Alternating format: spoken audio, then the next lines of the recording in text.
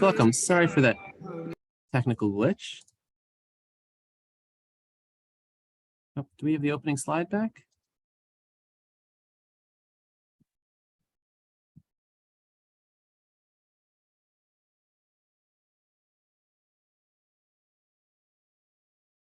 Okay. Hello, everybody. Sorry, usually we'd give another few moments for people to log in, but for whatever reason, here we are.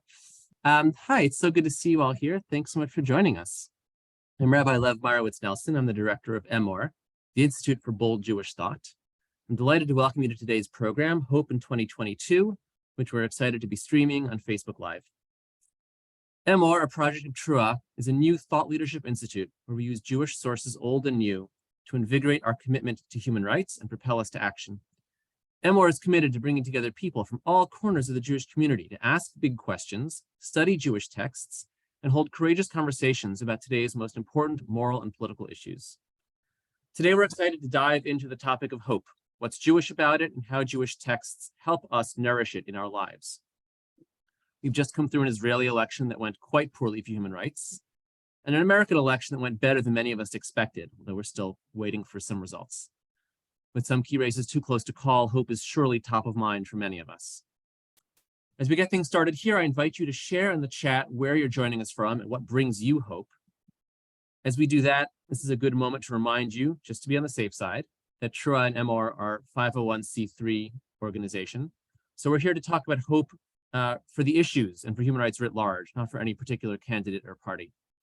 And that's a perfect segue into introducing our guest teacher, David Arno. So we're all clear, David is not a political scientist or a pollster, and the elections are the backdrop of today's conversation, not the foreground. David is a psychologist with a PhD from Boston University and a scholar of Jewish text, particularly around Passover. He's the author of many articles, both scholarly and for a general audience, as well as 4 books, the most recent of which, Choosing Hope, The Heritage of Judaism, is our topic today. I'll drop a link to the book in the chat in a few moments. David, it's an honor to have you here today as our teacher. We're going to start with 4 or 5 questions from me to get the conversation going, and then we'll open it up to the full audience. Folks, feel free to put your questions in the chat box as David is speaking. In the second half or so of our time together, I'll be collecting those questions and putting them to David. We sometimes get many more questions than we have time for, which I really love because it's a sign of a super engaged audience. So I'll apologize in advance if we don't get to your question. So David, how are you doing today? Very well, thank you. And hope everybody else is doing well as well. Great. Bennett or Becky, can we try to get the me and David pinned here, please? So to start us off, David, people use the word hope to mean lots of different things. I'm curious how you define it and what you see as the opposite of hope. Is it fear or despair or apathy? And so how do we make sure that we're grounding our work in hope? Right. So yeah, hope is one of these words and concepts that is thought of in so many different ways. And let me begin by saying that there are 2 people whose work has really influenced me a great deal. One is a French existentialist philosopher, Gabriel Marcel, who lived from 1889 to 1973. And he wrote actually a very important essay in 1942 when France was being occupied by the Germans. And it was really a low point in French history. And he wrote this very influential essay on hope. And he talked about hope as the response to the trial, an individual or a group's response to the trial. He said it's not possible to have hope unless the temptation for despair exists. And hope is really the act of overcoming that temptation to despair. So hope for him is not, everything is going to turn out great. It's how you respond to this challenge that is really upon you. And if you just think about the notion of a trial, I mean, we face all kinds of trials in our life, of all kinds. But if you think about Jewish texts, you think about, and God tried Abraham. You think about the book of Job. You think about all kinds of stories that really do involve one kind of trial or another. And it's amazing to see, and maybe I think we'll get a chance. Well, we may get a chance to see how well some of Marcel's thinking, kind of what light it sheds on some of our texts. So his thinking has been very important to lots of people who've written about hope, and to me as well. And then there's a psychologist named Charles Snyder, who 1940 to 2006, he really pioneered the research in the whole psychology of hope. And when people talk about, measurements of hope and find that people who have higher levels of hope live longer, have better success at jobs, in sports, do better in the whole process of aging. They're using, in most of these studies, they're using a scale. Oh, excuse me. I thought I turned all of this off. Well, 1 minute. 1 second. We're all just at the mercy of our technology today. Yeah, sorry. I thought I turned off this. Wait a second. I gotta get this thing to go away. Okay. So many of the research studies that show all the benefits, the health benefits, all the other benefits associated with higher levels of hope, use a scale that he developed. And he thought about hope in a kind of a simple way. It has two components. One is the sense that you have some degree of agency over what's happening out there in your life, that what you do can influence things. And number two, that you have the ability to iterate a succession of strategies to reach a particular desired goal. I'm going to just have to unplug this. There we go. I hope that does it. So the capacity to iterate a succession of strategies to reach a desired goal, because it's obvious that if you've got a serious goal that's really worth investing some hope in, you're not going to reach it on the first try. So there's a degree of perseverance, and there's a degree of creativity and a degree of honesty required to say, you know what, this strategy is not working. I got to try this. So his approach to hope has also been extremely influential in the whole field of positive psychology, this branch of psychology that focuses on human strengths rather than human psychopathology. So that if you put all this together, for me, hope is something I could put in one sentence, and that is hope enables us to envision the future we desire and supplies us with the energy to build it. Main point here is that hope is not just like wishing for something and hoping it's going to happen. It's like, bending the arc of history and making it bend toward justice, because left alone, it's not going to happen. So I think it's helpful to understand hope by thinking about what it's not and how it's differentiated from different other concepts that could be related. So think about the opposite. What's the opposite of hope? In a certain way, to me, it's despair. There's some people who would say it's fear. To me, it's despair. Linguistically, this despair derives from Latin de, without, sperare, hope, literally, without hope. Fear, something else about it. Despair does not mean that you don't have the goal anymore. It means that you've given up on the ability to reach the goal. Fear means that the goal is something that is abhorrent to you, something that is frightening or threatening to you. And the response to that is, the fight or flight, to go in the other direction from it. So despair, you have the goal, but you feel like no way of reaching it. Fear, you want to get as far away from that thing that's looming out there as possible. And apathy really is it's a lack of feeling. It's like it's indifference toward whatever is going to be happening out there. So you see, hope is really on a very different plane than all those feelings and emotions. But things that are closely related to hope are important to understand as well. Optimism.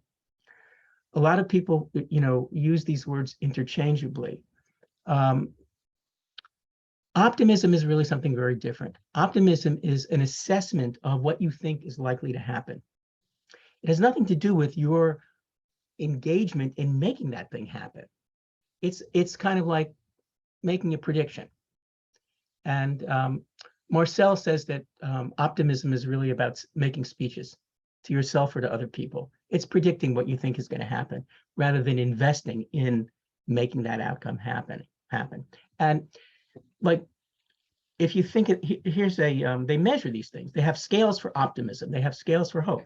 So one of the scale items for hope is I energetically pursue my goals. There are lots of ways around any problem. You see this idea of strategies and a sense of agency. But if you look at a scale item for optimism, here's a contrast. Overall, I expect more good things to happen to me than bad things. So you're sitting there waiting for things to happen and assessing like what's coming down the road. Resilience. There's a lot of research on resilience and scales on resilience. Resilience is one of the items from these scales is I tend to bounce back after hard times. So there's an element of perseverance in that, just like there is in hope, but there's less of a sense of what the end goal is. There's just a sense of you fall down, you get up, you fall down, you get up, but not your feeling about what this big goal is that you're striving toward. So important differences there. Faith. A lot of people use faith and hope interchangeably. And when I was working on this book, people said, oh, you mean you're talking about God? When I was writing about hope. I said, not necessarily, because hope is something that, lots of atheists have plenty of hope, for sure. But there's a very short and I think useful distinction between hope and faith that was made by Rabbi Ed Feld. He said, faith is brazen, hope is humble. So hope, there's always a kind of a degree of a question mark after it. And faith more is like an exclamation mark. So the takeaway from this kind of part of my talk is that hope is active. The psychologist that I mentioned, Snyder, he wrote this book called The Psychology of Hope. Subtitle, You Can Get There From Here. Okay. And this is very interesting because you think about a line, you can get there from here. And the word tikva, hope in Hebrew, one of our big hope words, is related to this word for line. The word kav is connected to the word tikva. So in tikva, we're talking about going from a certain place to a place in the future. Okay, so that for the moment, I want to just give you some basic concepts of what hope is, what it isn't, and I want to emphasize the idea that it's not waiting for things to happen, it's making things happen. My last point here is that there will be lots of translations of biblical verses where the word will be connected to tikva or kaveh or another word, tochelet, another hope word. And these will sometimes just be translated as waiting because people theologically, they think maybe that's the place to be, God will fulfill all of your hopes. That's not the theology that I'm coming from. And I'll get into more of the theology a little bit later, but that's laying the groundwork at this point. Wonderful. I actually want to deviate from the questions we prepared for a moment because a great one came up in the chat, just follows up from where you were a minute ago about Snyder's work. Yes. The question is how Snyder's work holds up in light of Viktor Frankl's work.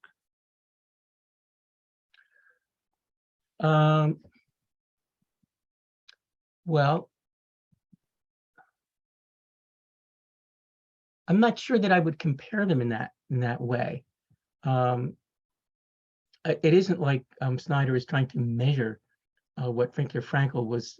Viktor Frankl was searching for meaning, and he believed that the search for meaning was ultimately the thing that supplied people with hope. And he wrote very, very movingly about the experience of hope in the concentration camps. Extremely moving stuff.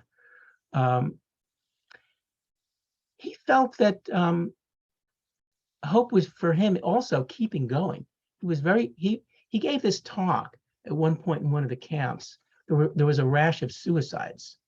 And the person who was the Jewish head of the barracks that he was in, he was a psychiatrist at this point in the concentration camp.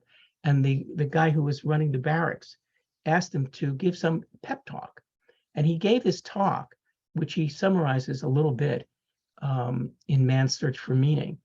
And he basically said, look, I think my chances of getting out of here are like 20%, he said, but I am not giving up on hope. I am not giving up.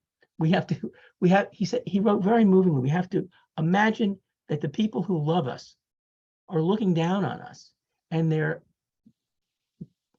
we want to know how are they going to see what we're doing? Are we conducting ourselves with as much dignity as we can in this hellhole, in this impossible situation? Can we remain true to ourselves in this awful situation? True to our best selves. So he was very invested in hope from that point of view. The goal for Frankl was, yes, maybe to get out of the camps, but even if you couldn't get out of the camps, to conduct yourselves in a way that was reflective of your best self as much as possible. So it involved action. It certainly involved action, and there were many strategies to be able to do that in the camps. So in that way, I would say that they're similar, but they're really from different planes here as well. Thanks so much. So I'm curious, in a nutshell, what you think is Jewish about hope, or I might ask the question a different way. What does the Jewish view of hope contribute to our broader secular/Christian discussion of hope in America? Right. So the definition that I gave about hope enables us to envision the future we desire and supplies us with the energy to reach it, to build it. In many ways, that's a very sort of universalistic, speaking about hope in a pretty universalistic type of way.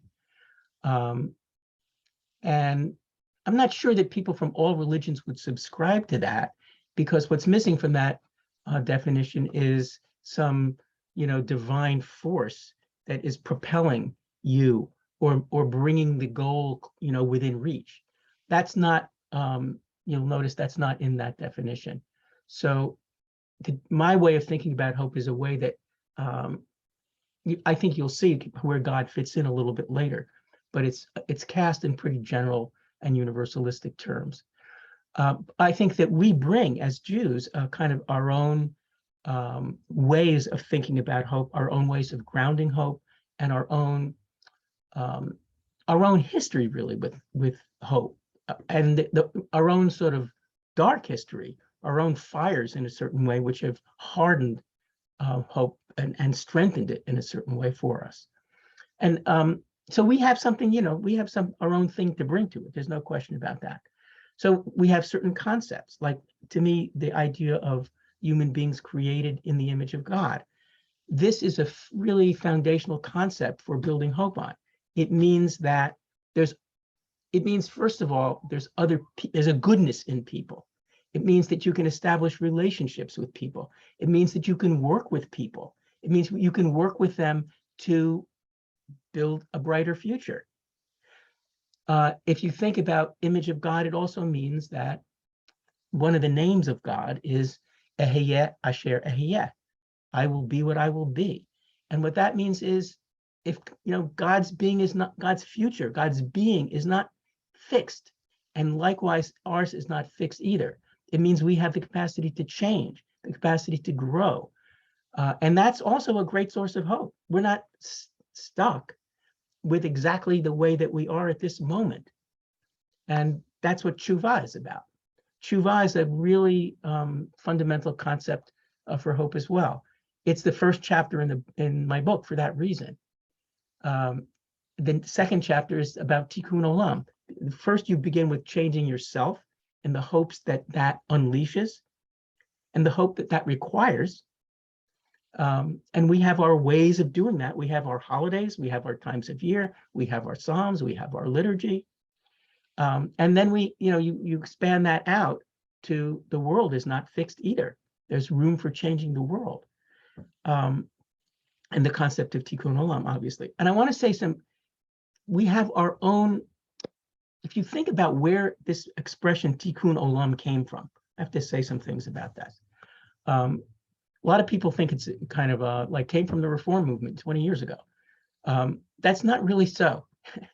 The expression tikkun olam, actually tikkun ha'olam, comes from the Mishnah, and it comes from laws in the Mishnah that dealt with improving the divorce laws so that women would not be locked into abusive kinds of situations, hopeless situations where they couldn't marry, where their kids were bastard, all kinds of, the divorce laws needed to be reformed, and they were.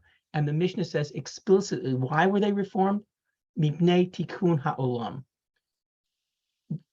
I believe to make a more just and to improve the world for these people and supply people who are hopeless with a degree of hope. But this is the most amazing thing to me. There's only one book in the Bible where this word, or the root for the word tikkun, appears. And that is 3 times in the book of Ecclesiastes, one of the darkest books of, don't bother to do anything because nothing's going to change. All of that is futility, vanity. There's nothing new under the sun, says Kohelet in Ecclesiastes. Olam, usually in the Bible, every place else in the Bible, except for one place in Ecclesiastes, it means eternity. Probably in Ecclesiastes, there's one place where it means world. So you have tikkun olam in this dark book in the Bible, and tikkun appears in Ecclesiastes in a very, very depressing verse, a verse which says the crooked cannot be made straight. Okay, which is that's Ecclesiastes for you. Okay, and it is a total outlier in the Bible in terms of hopelessness, I would say. And what the rabbis, what do? They subvert this pessimism that you find in Ecclesiastes, and they make this tikkun ha'olam, dafka. It explicitly, we're going to say we can change things. We're going to live in a world where we're going to use law to create hope in situations where there is hopelessness. To the best of our ability, we'll do that. So just the development of this term is, to me, that's something unique that Judaism has to bring to the table, to say, okay, we have our scripture that has a kind of a dark spot there. We're going to take that dark spot and we're going to actually fill it with light. And that is, we're going to use this phrase to mean we're going to use law for the good to change things. And that term, tikkun ha'olam, evolves to something that probably in one way or another explains why we're all here at this moment. Okay, so this is a kind of something unique, I think. It's certainly a unique language for thinking about what we bring to the table in terms of hope. We have unique narratives about hope.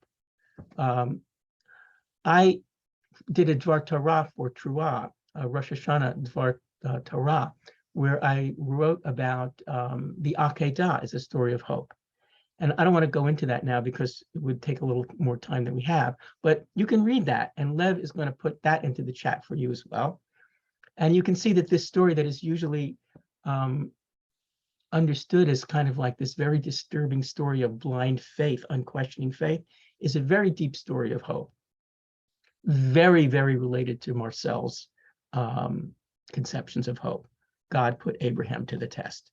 And you'll see what Abraham does and conducts himself in a way that shows that hope is shining very, very brightly through that story. The story of the Exodus, of course. I mean, this is like our, master story. It's a story that we have given it, and it's a story. The word hope is not in the Bible in the book of Exodus. It's only in Tikvah is only in the Bible once, in the Torah only once actually, and it's not there, and it's not in the Haggadah either.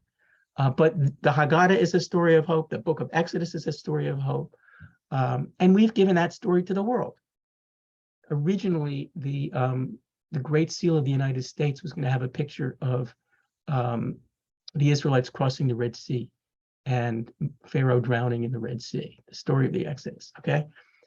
It was rejected, and instead there's a pyramid on the back of the Great Seal, which is on the back on a dollar bill.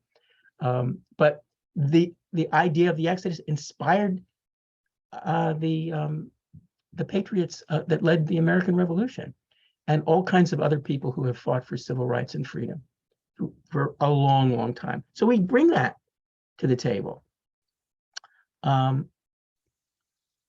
I would say also that the test that we've been through as a people, and the fact that we've come through all of those with a surprising degree of hope, is something else that we bring to the table. Because we're not talking about this in the abstract. We're not talking about this as a people who has never, been in very, very dark places. We have, and we've come out of them. And Elie Wiesel, he's written some very, very compelling things about hope. Really, one of not so many Jewish thinkers make hope central in their work. He did. His Nobel laureate speech or lecture was called Hope, Memory, and Despair. It was partly about the book of Job, and Job is a figure who's our ancestor and our contemporary. And he said about Job and about our times, Job demonstrates that hope is possible beyond despair. So he's very, very wedded to the notion of hope, and looking at the idea that what happened to Job is what's happened to us throughout our history in many ways, but coming through that with hope. And he said, this is something that he's said that's quite moving to me. He wrote, "Created in the image of the one who has no image, it is incumbent upon our contemporaries to invoke and create hope where there is none. For just as only human beings can push me to despair, only they can help me vanquish it and call it hope." So we bring that voice to the table as well. And it's not just the voice of Elie Wiesel, it's the voice of a people that has, in lots of places and lots of times in history, been through the darkest of the dark and have come out retaining a commitment to hope. So there's more that could be said about that, but you get the idea that we have a lot to bring to the table when it comes to talking about hope. Great. I'd love to focus in on one of those pieces that you lifted up about human beings created in the image of God, which is a very dear concept to us at Shura and at Emor, and one of our fundamental theological motivations for human rights work. But in a world where so many different factors are pulling us apart and so many things are emphasizing the differences among people, I'm curious what, for you, what's the divine image or the image of hope that brings us together, that can have a uniting power? Well, if you take this idea of the image of God, seriously, we have to understand that it is not just our side of whatever the conflict may be that has the people created in the image of God, and the people on the other side don't. What this means is it's a very, very powerful reminder that there's images of God, hard as it is to hold on to that in the times that we're living in, on all sides of the conflicts. And there's potential for people to change. This is a very powerful midrash about this, that spoke about the king of Nineveh, in the book of Jonah.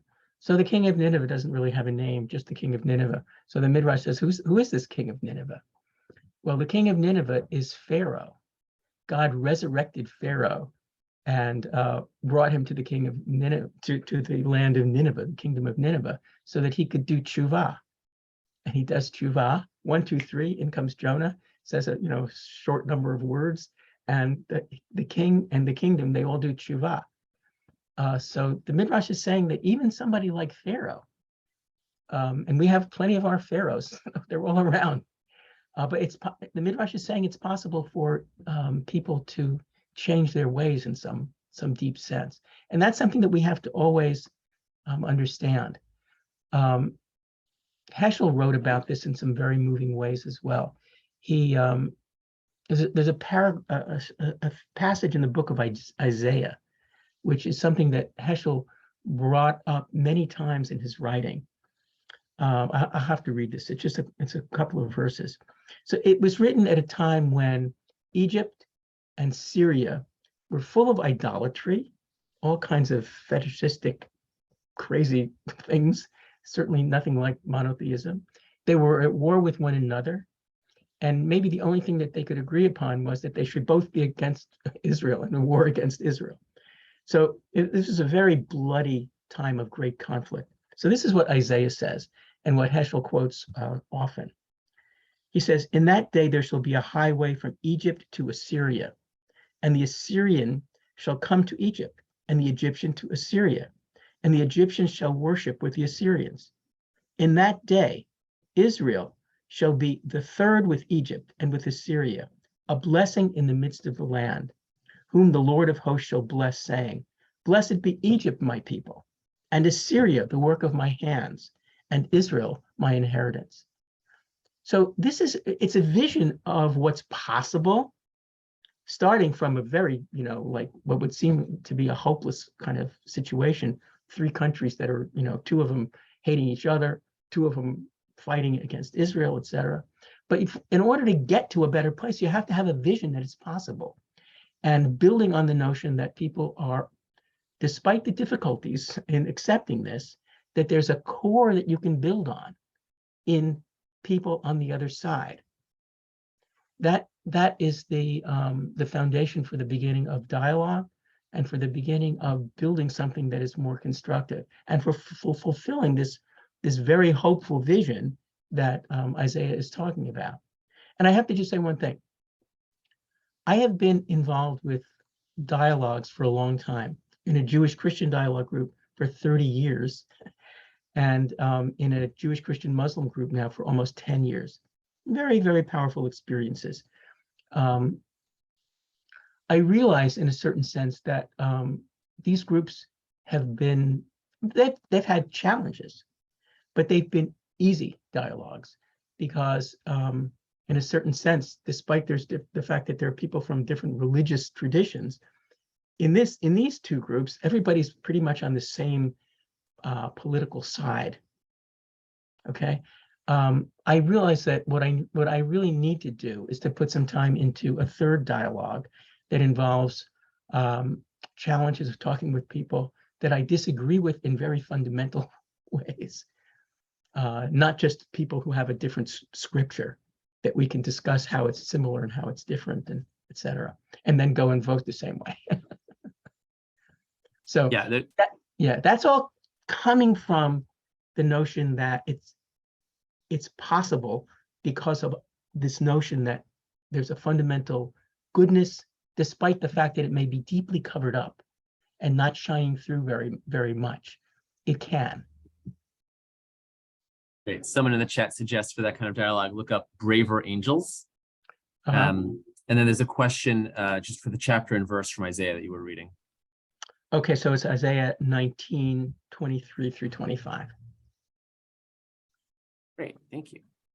I want to move from Isaiah to Job, if I can. So one of your book's chapters is about Job. Right. In our world where it feels like everything is falling apart, I'm wondering if Job feels like the right metaphor for you for the moment we're living in, or is there a different biblical story you would lift up as speaking to our time?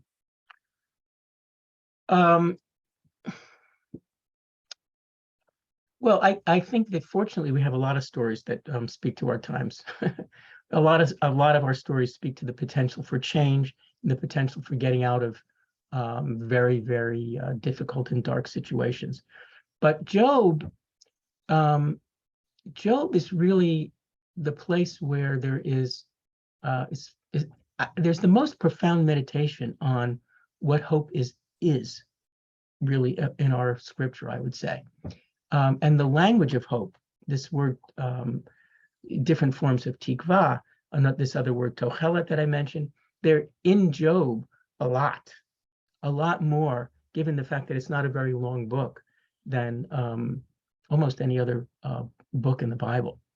So it's a gold mine for thinking about what hope is and how fragile it is. Because a lot of the times when Job is speaking about hope and his friends are speaking about hope, they're saying, well, there isn't any, etc. But sometimes you see the struggle to maintain hope. And if you just look at the book of Job, not from the idea of, do innocent people suffer? How can God allow that? These are the theological questions that Job usually raises for people. But if you look at this story just as somebody who had a big family, was doing very well, lost it all. The kids were killed in different, there was let's say a big tornado. They were all having a big celebration. There was a tornado, wiped them out. There were thieves and bandits who stole all of his livestock. He lost all his money. And then he got really sick, physically sick. And then he had his friends come who basically said, yeah, you deserved all this. So how does somebody from that dark spot climb back up to a world of engagement, which is where he ends up? He ends up actually having to bless his friends. And God says, you were right all along. It's a story about you were innocent, in essence. It's a story about maintaining your integrity, and despite the terrible challenges that you're facing. And I think we all need that. If you ever feel like you are being unjustly accused, this is a story that really, really supplies you, I think, with a lot of hope, with a great model for how to hold on to who you are. But its ways of thinking about hope are subtle. And I'll give just one example of this. And also, this is something relates to this earlier question about what do we bring to the table in terms of hope. So one of the very famous verses in the book of Job is this: though he slay me, referring to God, though God slays me, I will hope in him. Okay? But the Hebrew is very ambiguous, because you can actually read the Hebrew in two ways. If you read it just in case a piece of background information, if you look at the Masoretic script or form of the Torah and all of our scripture has little notes, and it tells you sometimes how a word is supposed to be, how it's written, and how it's supposed to be read. And sometimes there's a big difference. And how this verse is supposed to be read is, though he slays me, I have no hope in him. How it is supposed to, that's how it's written. How it's supposed to be read and understood is the opposite. Though he slays me, God slays me, I will hope in God.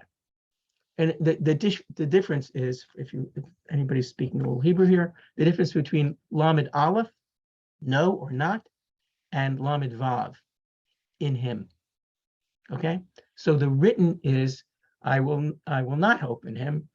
The read and understood is, I will hope in him, which is really quite amazing. So who knows what the author actually meant? It might have been sort of an intentional ambiguity to say, this is like a Rorschach test. Do you see hope in this or not? Do you see it? What do you see here when you look at this situation? And in some ways, that's what life is. We have to decide, if we're going to be able to find hope in this dark ink blot or not. So there's a subtlety and a nuance in the discussion of hope in the book of Job that is very, very awesome. One last thing. This is an amazing little story. So there was a slave who gained her freedom, and she became the dressmaker of Abraham Lincoln's wife. And she was in the White House one day with Abraham Lincoln's wife, like I guess in the Oval Office or something like that, if there was an Oval Office then, I don't know, but in the office where Lincoln's wife was, and doing some stuff with the dress. And in comes Lincoln from the War Department, and they say, was there any news? And Lincoln says, yes, but it's all bad. This is like when the Civil War for the South was going great and not so well for the North. And he goes and he went to a Bible, and he sits down. He's looking very dark and full of despair and miserable. And the dressmaker says he went to the Bible. All of a sudden, his face changed. She actually says his countenance like lit up with hope. And he put the Bible down on a stand, and it was left open. And she goes over and she sees, what is he reading? He's reading the book of Job. And then when Lincoln dies at his funeral, there's different biblical verses read, but one of them is, "I know my vindicator lives and will see me on earth," quoting from the book of Job. So the book of Job has given hope to people, in some very dark and difficult times. And I certainly feel that. It speaks to me now, that's for sure. Great. So we've got several questions stacked up here in the chat. I want to go back to something you said earlier on about God's name being Ehyeh Asher Ehyeh. Yes. And the question is, does that imply that what God is or what God can be changes? Or at least that what God is to each of us might be different? That there's some diversity and some transformation there as our understanding changes? Okay, so it's a very interesting question. If you look at this is a fantastic book. It's called God, a Biography by Jack Miles. And it looks at God as a like a character in a long book. And the book starts with Genesis and it goes all the way to the end. And he analyzes the development of this character from the beginning to the end.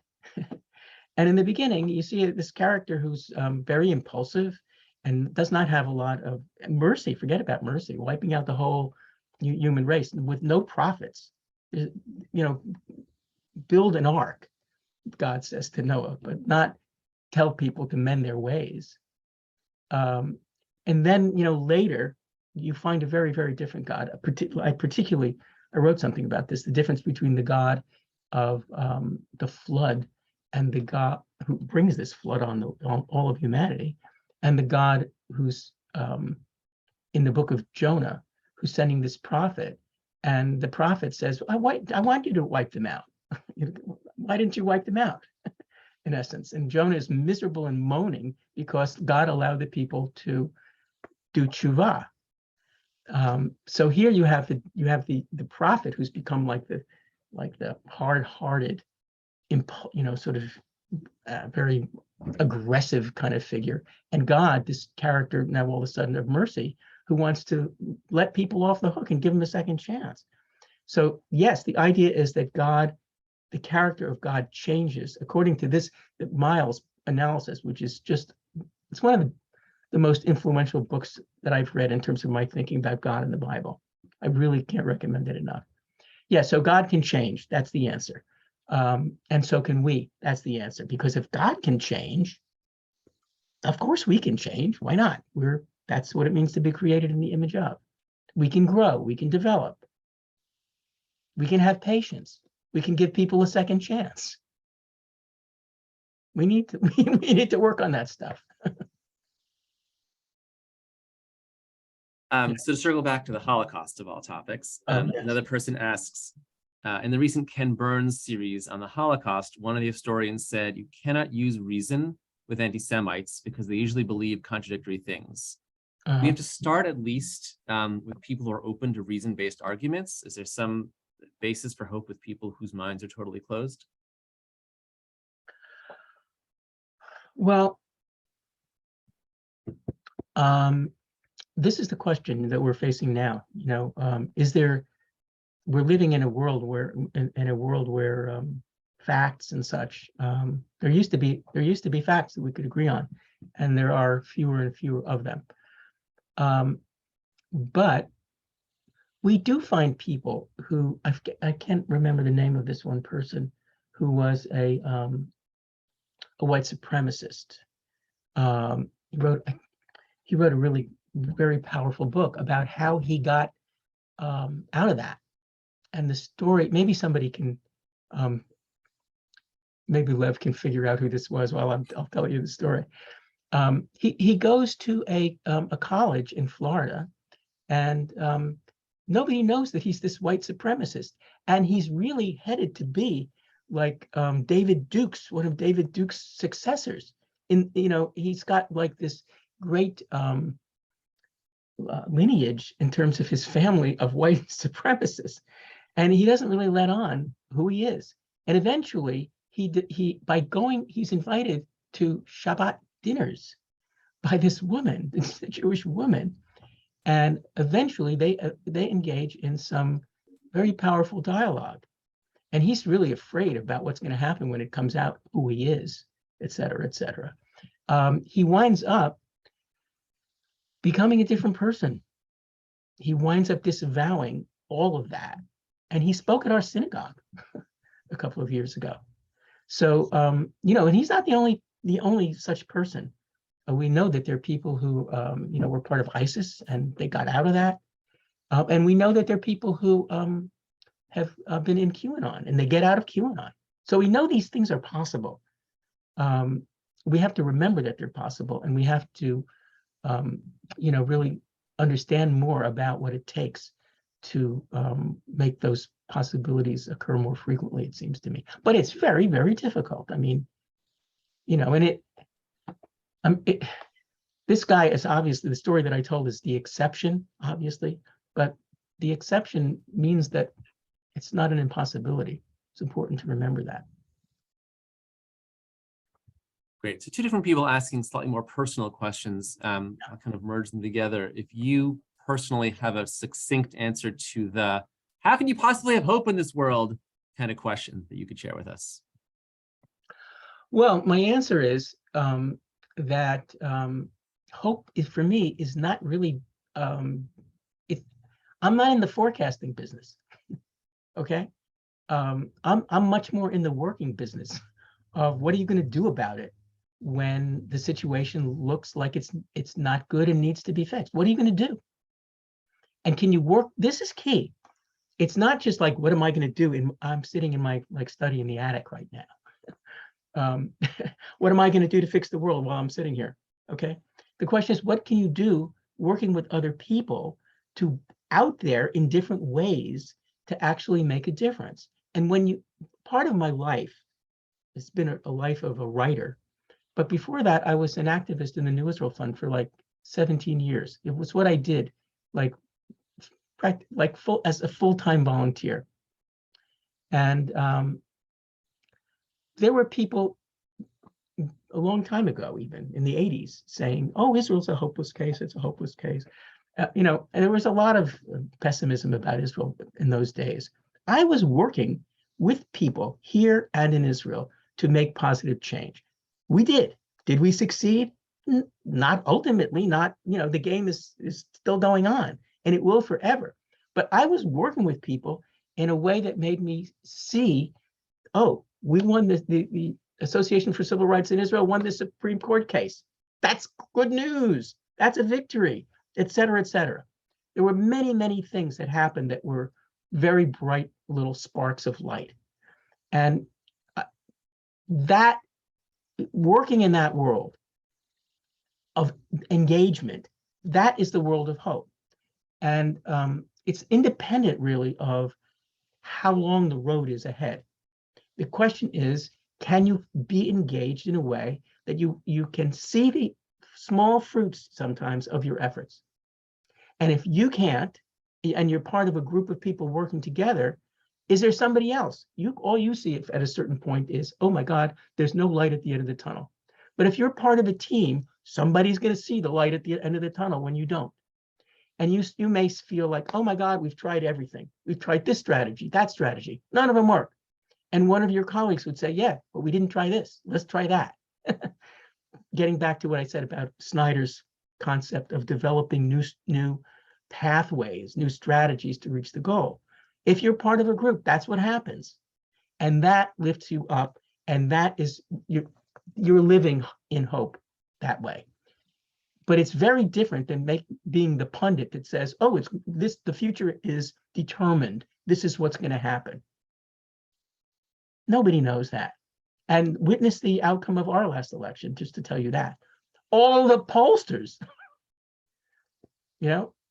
you don't know the future. You have to make the future. The future is not written. I have to read you the last sentence of my book. The last sentence, because it's very much about this. I have to get to it. 1 second. The very last sentence.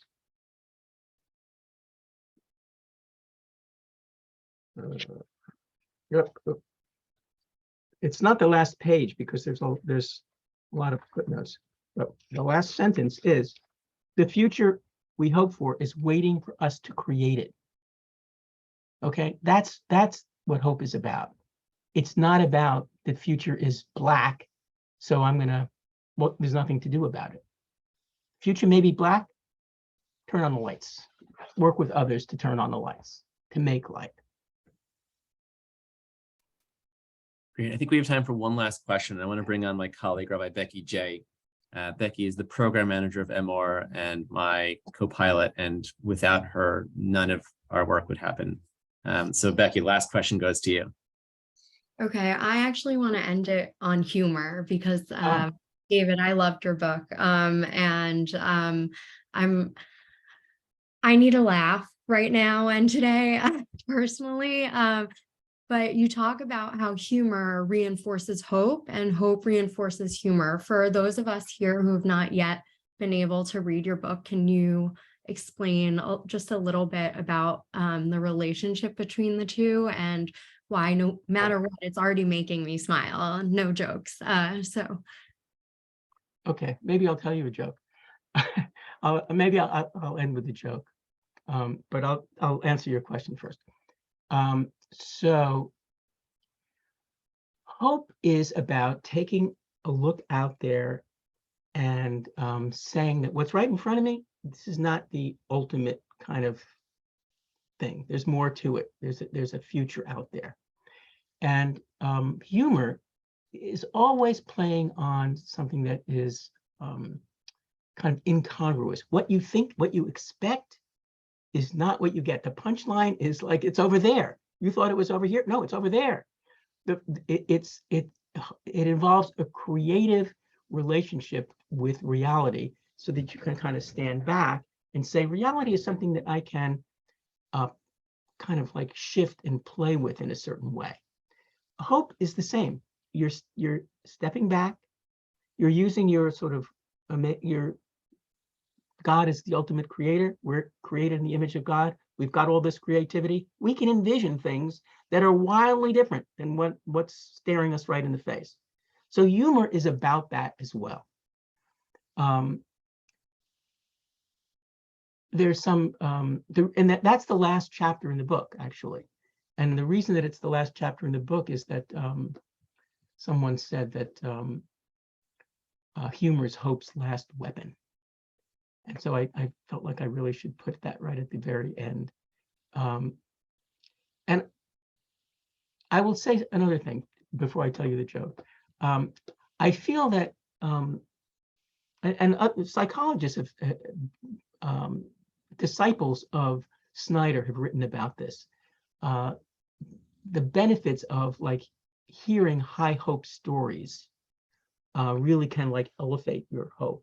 And when I was working on this chapter, I had a bunch of books, joke books that I kept by the bedside, which I would read to my wife like excerpts from at a certain point. And it was like very uplifting, a very uplifting way to sort of go to sleep. Very, very healthy thing to do, like thinking about stories that can pick up our hope. So here's the joke, and this is a joke that is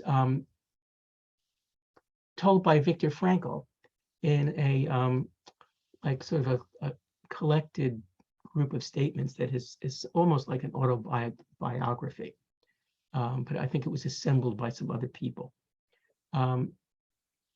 So the joke is that there's a Jew and there's a Nazi, and they are in a train compartment, and the Jew is eating a herring. Takes the herring out of like a little bag, and he's eating the herring very carefully. He comes to the head of the herring, and he wraps it up very carefully and puts it away in the bag. And the Nazi says, what are you doing with the head of this herring? Why are you wrapping it up like that? And he says, well, that's where the brains are. And I'm going to take this fish head home for my kids, and I'm going to let them eat it. So they'll be really, really smart. And so the Nazi's thinking about this for a while. And he says, I'll give you a whole mark for that head of the fish. So the Jew says, okay. And he gives him the fish head, and the Nazi eats the fish head. A few minutes later, he says, wait a minute, you charged me 1 mark for that fish head. The whole fish was only a half a mark. And the Jew says, you see, it's starting to work already. So there you go, Viktor Frankl, a very, very high hope individual, and humor was extremely important to him. It's a good What a joke. lovely, what a great note to end a webinar on. Okay. Okay, I know Um, it's got a Holocaust setting, but or a dark time setting at least. But You know, sometimes that's the world you live in. yes, Really want to thank you, David, for being here with us today for such an uplifting presentation. I'm really glad your book is in the world, and so appreciate you taking the time to take us through parts of it. okay. Well, it was great to be with you all. Thank you, Lev, and to Becky for organizing and for the technical Bennett's assistance here as well. Thank you all for being here, for listening, and it's great. I love talking about this, and if you feel a drop more energy to go out and do things, that would be great. Great. Before you all disappear, I want to tell you about our next program coming up. So if you like today's program, register for a series that we're starting in December, January, and February. We'll be holding a 3-part series on the threefold chord: democracy, nationalism, and human rights in the Jewish state. Part 1, with Professor Julie Cooper from Tel Aviv University, is going to be on December 15th at 3:45 Eastern Time. The details and the sign-up link will be in the follow-up email, which will probably be in your inbox tomorrow at some point. I also want to share a reminder that we're accepting submissions now for Emor's single-issue magazine, Freedom. Those are due December 1st. If you go on the website, emorinstitute.org, under the heading Freedom, you'll find all the details about how to submit and what we're looking for. David, you started to do thanks, but I want to thank the rest of the Trua and Emor staff who made today's program possible. That includes Shira Danan, Bennett Decker, Rabbi Becky J, and Jesse Kiryev, as well as to our closed captioner. The music you heard very briefly as we started out the webinar was Anima Amin by Eitan Katz. And finally, I want to thank all of you for being here and being part of the conversation. At Emor, we believe that words create worlds, and I look forward to many more conversations when we together work to create the world we want to live in. Thanks so much. Have a good rest of your day. Okay. Thank you all.